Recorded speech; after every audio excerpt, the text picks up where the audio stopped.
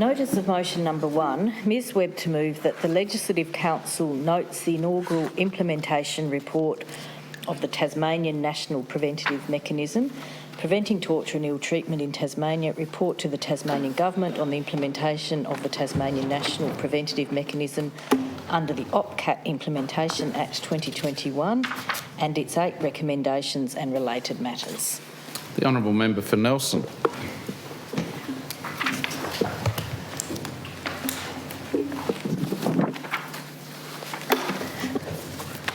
Thank you, Mr President. I rise to commence debate today on the motion under my name, motion number 1 on the notice paper, regarding the inaugural implementation report of the Tasmanian National Preventative Mechanism.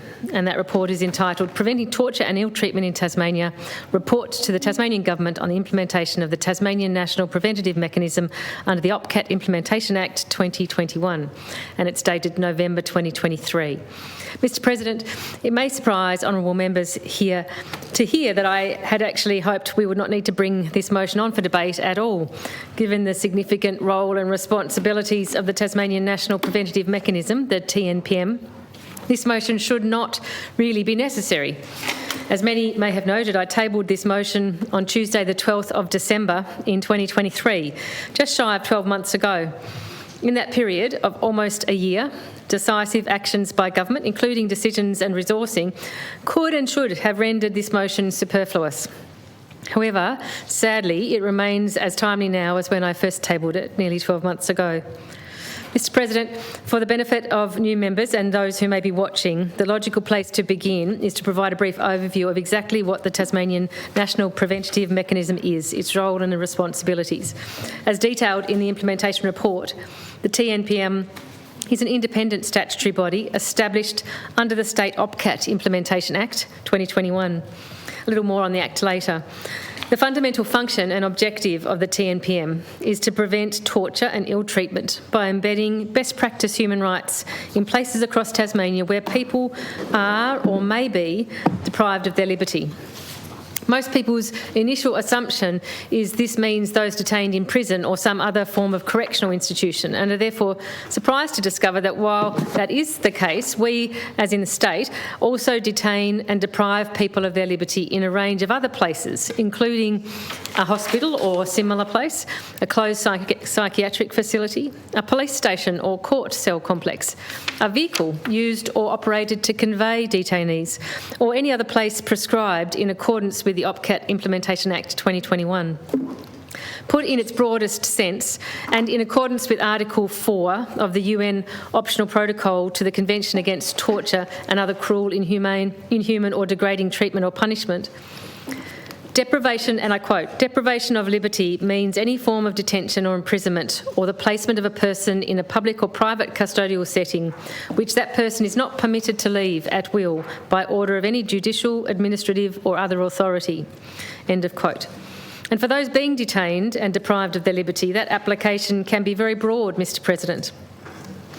It's a very powerful thing to have the right to remove or infringe in some legislated manner another citizen's right to liberty.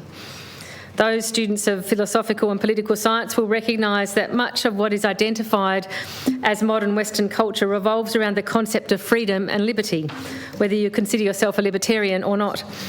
So many past and present debates occur within a tension-filled matrix evaluating the appropriate or otherwise curtailing the freedom of movement.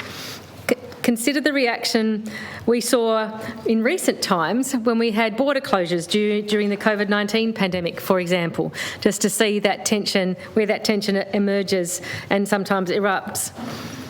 And then there is freedom of speech, of course, freedom of the press, freedom to political association, and the list goes on.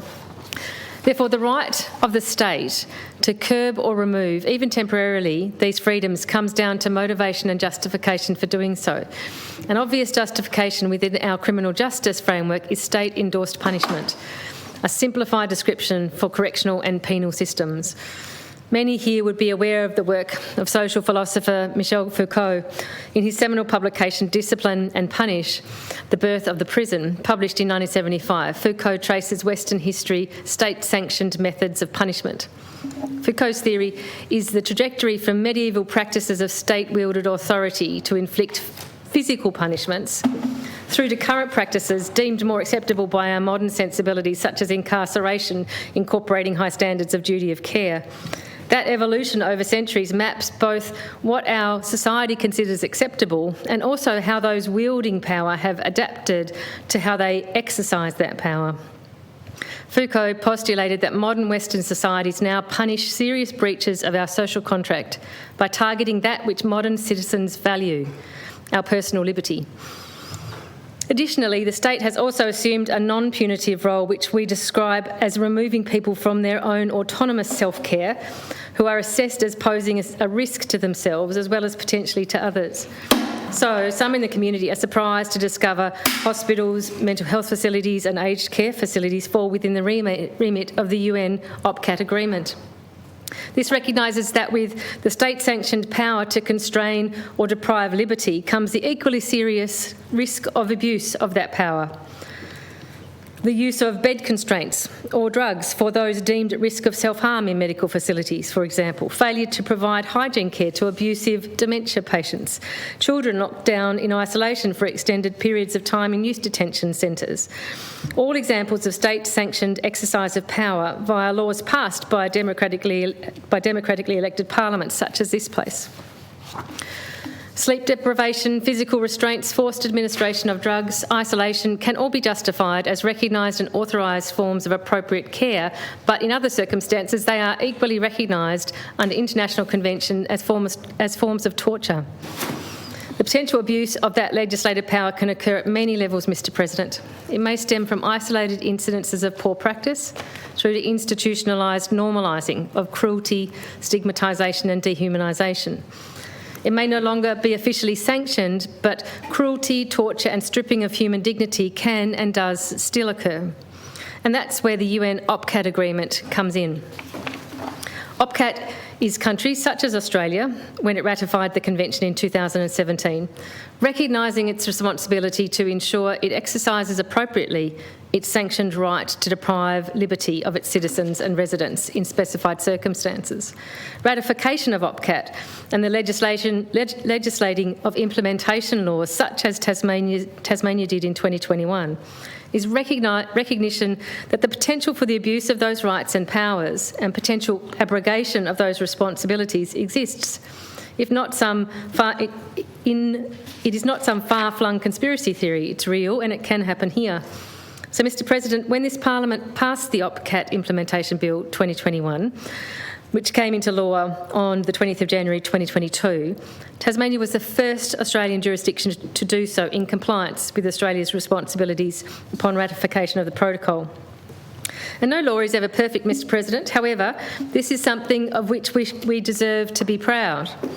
This was seismic formal recognition that we have more than the principle of a duty of care to those in the state's custody. We have a fundamental human rights obligation and responsibilities.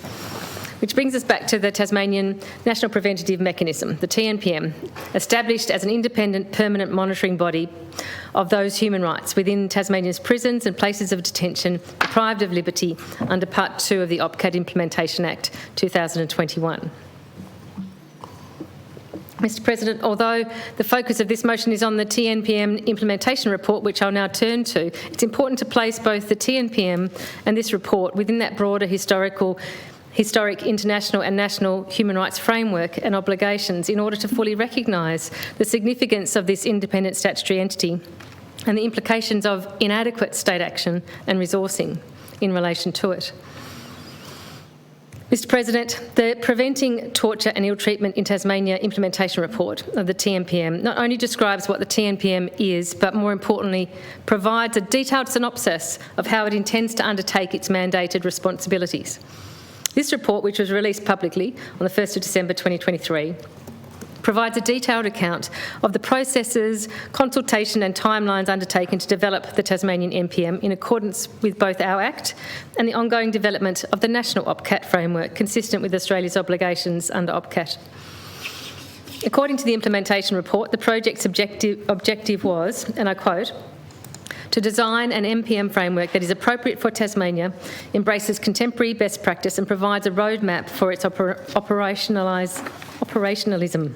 And that's end of quote from page 33 of the report.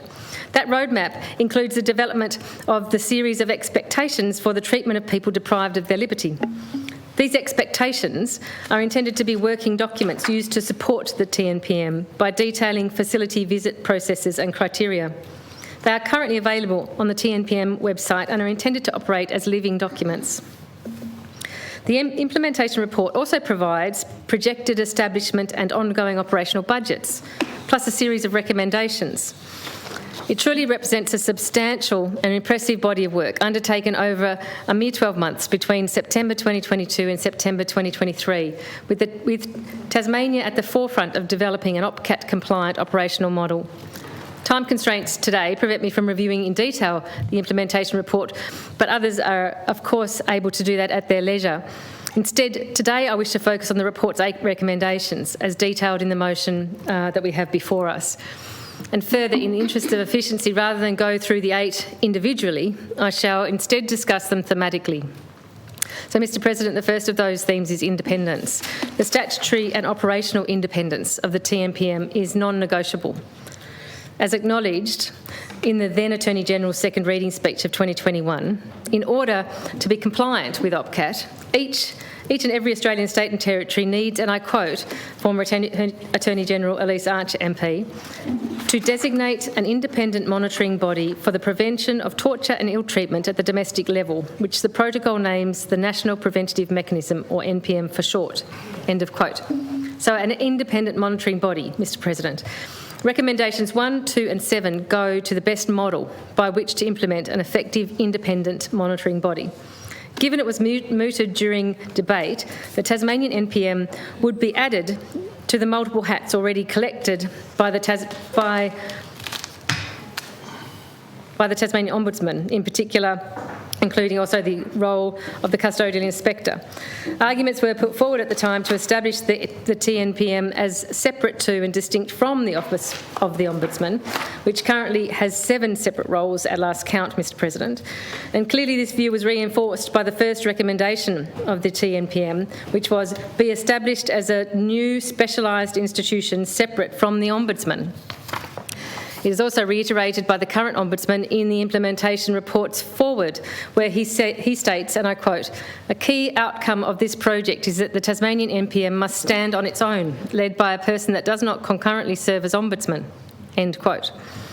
It makes sense on so many practical, mandate and operational levels, Mr President, as does recommendation number 7, that the TNPM's corporate services are provided by an agency over which it will not exercise oversight, and consideration be given to its designation as a state authority under the State Service Act 2000. As detailed on page 135 of the implementation report, this is to safeguard and uphold the TNPM's critical independence, particularly of those it may be monitoring in its oversight capacity. The next area I'd like to touch on is the structure of the NPM and co-location with the Office of the Commissioner for Children and Young People.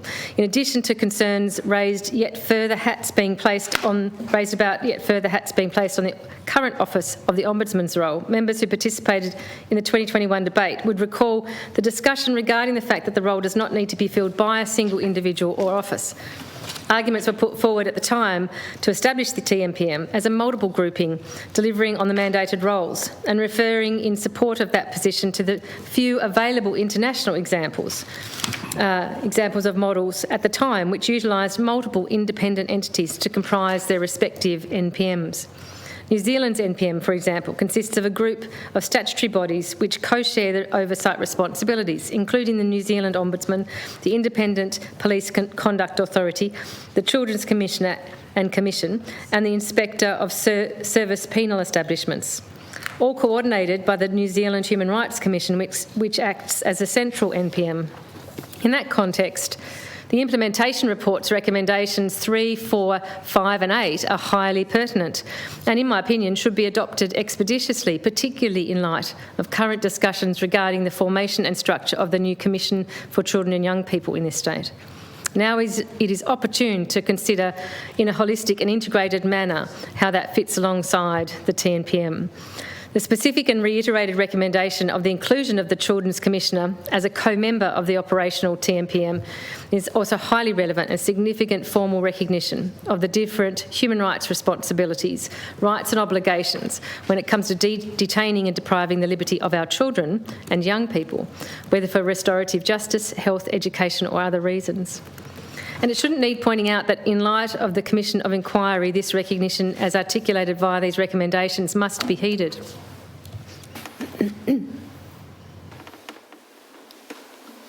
Mr President, moving on to another extremely significant area recognised by recommendation number 6, which is that a formal and permanent civil society advisory council which is integrated into the TNPM's governance structure be established. This is a long overdue and very welcome recommendation. Many in our civil society have lived experience, a broad range of expertise and skills which should be tapped into to drive the necessary cultural change both within our institutions and facilities as well as without.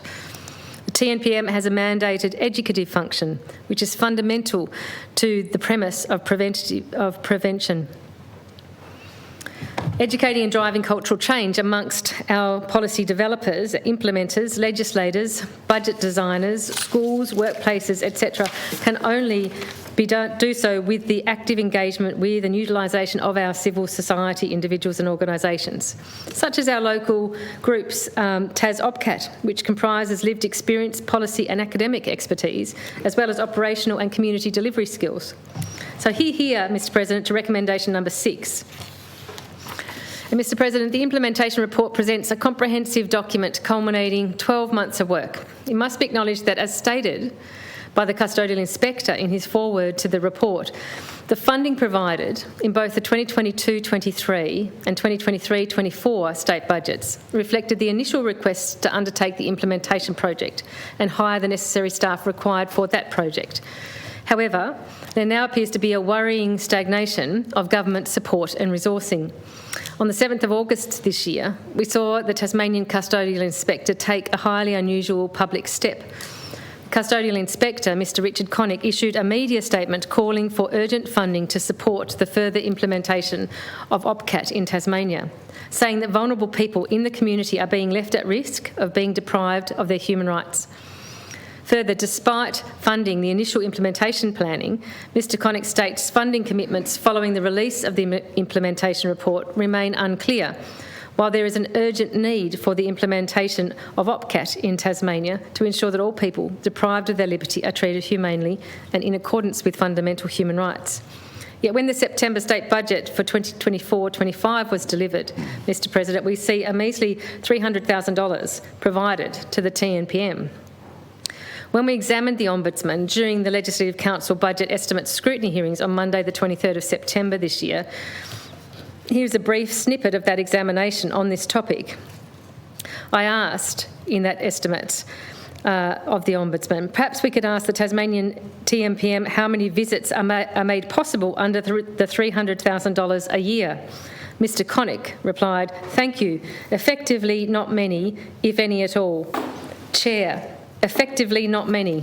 Ms Webb, so perhaps no visits at all. Mr Connick, perhaps no visits.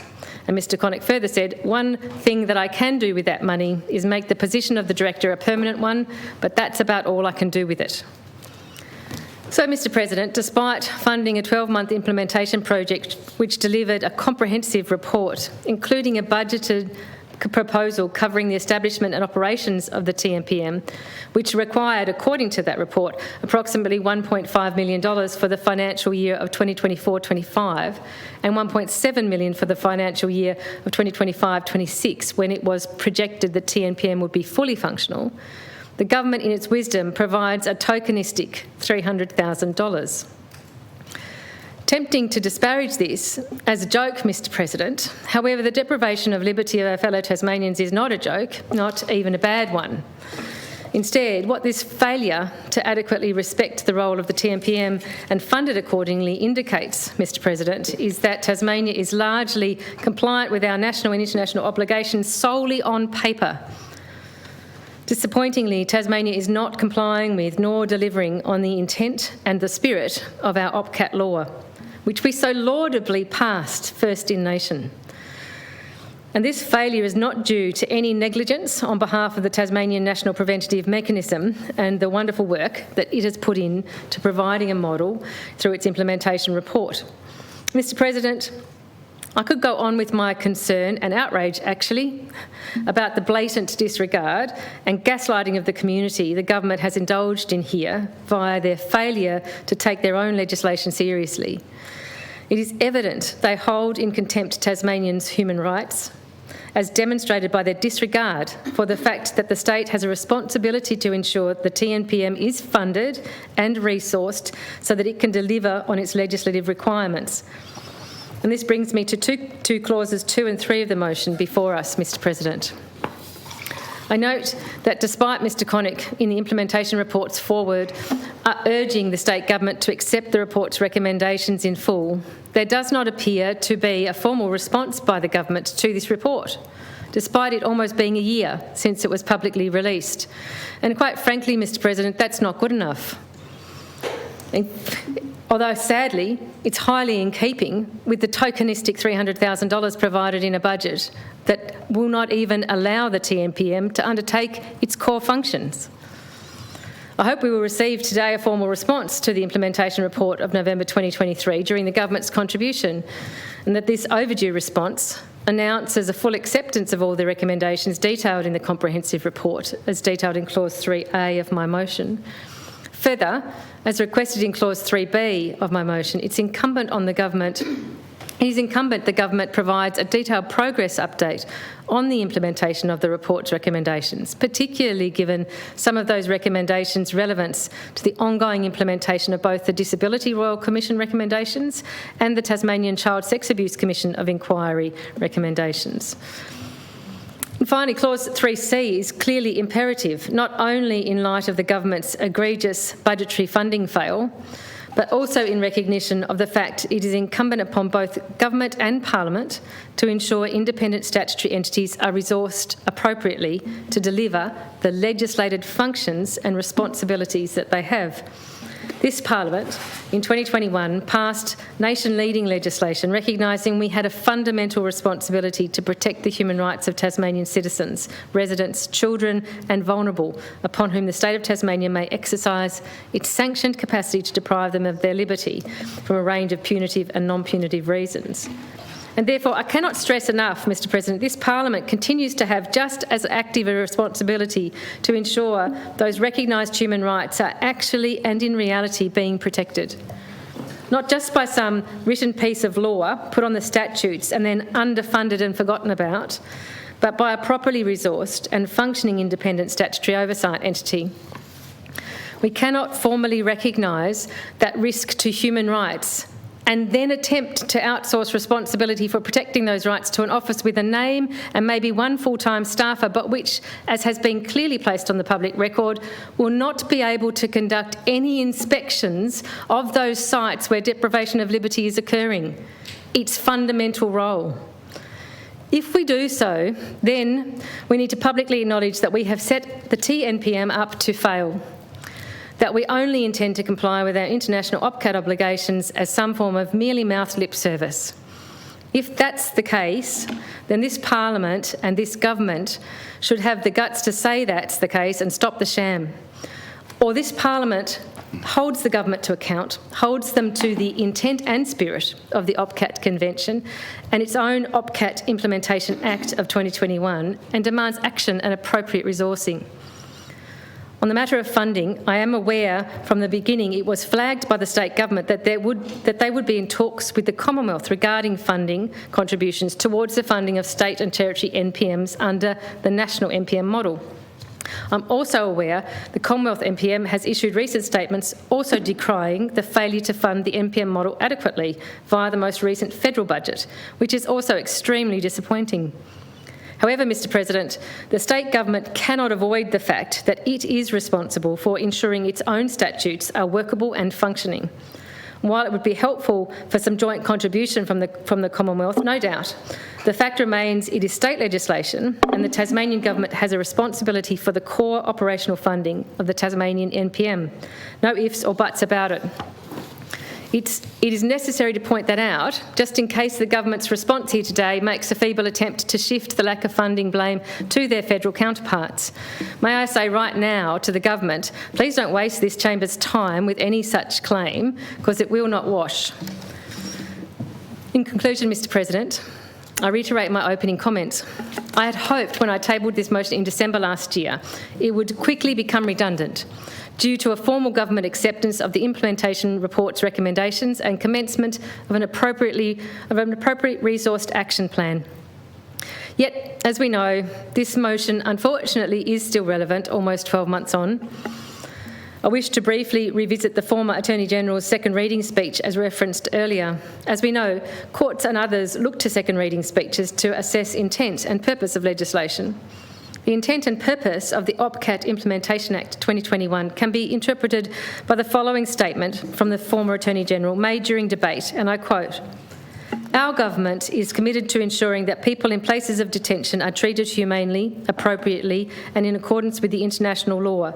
I look forward to working with the NPM in this new role that independently provides oversight and an important responsibility." End of quote. But despite this government's latest failure to deliver on that expressed intent, it is still salvageable, Mr President. Tasmania can still deliver on that intent. It's imperative that we do so. As I raised at the outset of this debate, Mr President, the ratification by Australia of the OPCAT Convention was a formal acknowledgement that with the extraordinary state-sanctioned power to deprive people of their liberty comes the real risk of abuse of that power. Tasmania leading the way by being the first state to legislate in accordance with the proposed national model of state-based NPMs, now also enshrines in our statutes that acknowledgement of human rights responsibilities and risks of such power.